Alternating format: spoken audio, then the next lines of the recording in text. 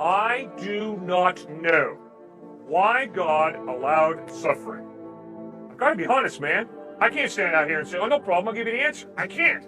I'd be lying to you. But,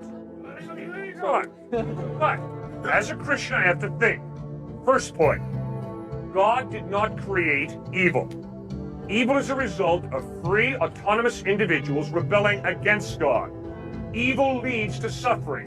So when the Bible reports in Genesis chapter 3 that human beings rebelled against God, that is where Pandora's box was opened, so to speak, on this earth.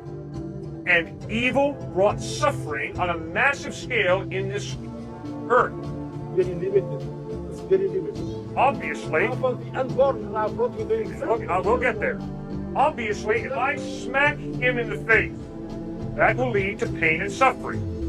Obviously, a lot of suffering is a direct result of human irresponsibility. The gas chambers of Dachau and Auschwitz, Buchenwald. Obviously, suffering a direct result of human irresponsibility. But you're right, there's other suffering, like a baby with birth defect, that's not a direct result of human irresponsibility. When we told God to shove out of our lives, He honors our request, takes a step back from planet Earth, and chaos erupts.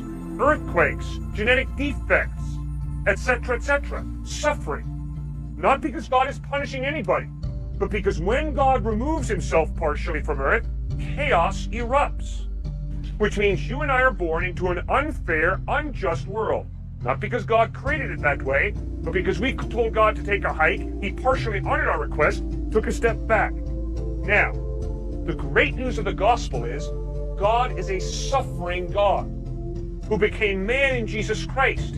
He suffered, bled, and died on a cross to provide the ultimate solution for suffering and death. Forgiveness and eternal life in a heaven where there will be no more suffering, no more death. So now the question is, do you and I have God's solution to the very real problem of suffering? Do you and I